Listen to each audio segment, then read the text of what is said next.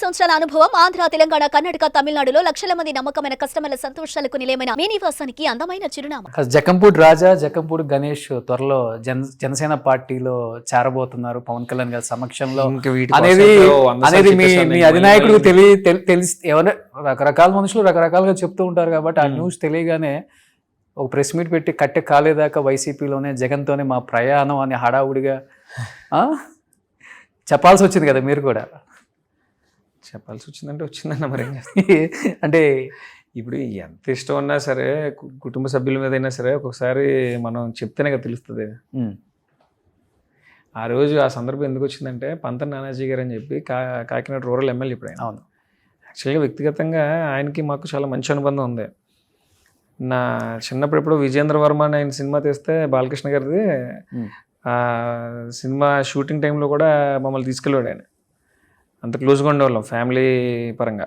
Okay, ఆయన మొన్న మా మీద లేనిపోని ఏంటంటే అన్నయ్యని ఏదో పార్టీలోకి వస్తానని నన్ను బతిమాలాడు ఇది అని చెప్పాడు. ఓకే, ఆ మాటకి చెప్పి మేము ఏ పార్టీలోకి వస్తామని ఇక్కడ ఎవరిని బతిమాలలేదని చెప్పడం కోసం చెప్పాను అంతే. సో పార్టీ మారే అవకాశం లేదు అసలు. ఇప్పుడు అవసరం అయితే రాజకీయాలు వదిలేస్తాం తప్ప ఒక జెండాని పట్టుకున్నాం అంటే ఆ జెండాని వదలటం అనేది ఇప్పుడు చేయమన్నాను. ఓకే, అమ్మ నేర్పించిన అమ్మ నేర్పించిన స్ఫూర్తి లేకపోతే చిన్నప్పటి నుంచి కష్టాలు? చిన్నప్పుడు ఎప్పుడు కష్టపడలేదన్న. చిన్నప్పుడు అంతా మనం చాలా హ్యాపీగానే బతికాం. నాన్నగారు చనిపోయిన తర్వాత కష్టాలు మొదలైనవి అంతే. ఓకే, చిన్నప్పుడు అంతా వెరీ హ్యాపీ లైఫ్. హైదరాబాద్లోనే చదువుకునే వాళ్ళం విజ్ఞాన్లో. ఇక్కడ బ్యాచ్ మీరు ఇక్కడ వెయిట్ చేస్తుంటారంట పెద్ద పెద్ద కన్స్ట్రక్షన్ బిల్డర్స్, రియల్ ఎస్టేట్ వాళ్ళు, పెద్ద పెద్ద business man waiting for your appointment, Ganesh appointment కోసం. ఏంటి అంతలా? అదేం లేదన్న, మనకి ఎవరైనా ఇష్టం అయితే వాళ్ళతో ఉంటాం అంతే, వాళ్ళతో టైం స్పెండ్ చేస్తాం అంతే.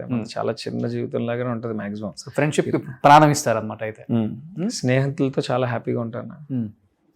ఈరోజు మామూలుగా నా తండ్రి చనిపోయిన తర్వాత కూడా నాన్నగారితో తిరిగినటువంటి చాలామంది వ్యక్తులు మాతో కలిసి రాలేదన్న. ఆ రోజు నుంచి ఈ రోజు వరకు కూడా నాతో చదువుకున్న వాళ్ళు కానివ్వండి, నాతో ఆడుకున్న వాళ్ళు కానివ్వండి, నా స్నేహితులే అన్ని రకాలుగా నాతో నిలబడ్డారు. వాళ్ళు ఈరోజు వైసీపీ కార్యకర్తలు కూడా మార్చేశాను నేను. అటు మార్చేశారు అనమాట. అంతేనా? ఓకే, కానీ ఇంత పెద్ద కుటుంబం ఇప్పటికీ ఇంటి పేరు చెప్తేనే ఒళ్ళు గగుర్లు పడతాయి అనమాట. అలాంటి గొప్ప కుటుంబం మీది చెప్పాలంటే. అలాంటిది గణేష్ మీద గాంజాయి బ్యాచ్, బ్లేడ్ బ్యాచ్, రకరకాలుగా రౌడీ షీటర్, భయపెడతాడు, మనుషుల్ని చంపేస్తానని భయపెడతాడు, డబ్బు కోసం ఏదైనా చేస్తాడు.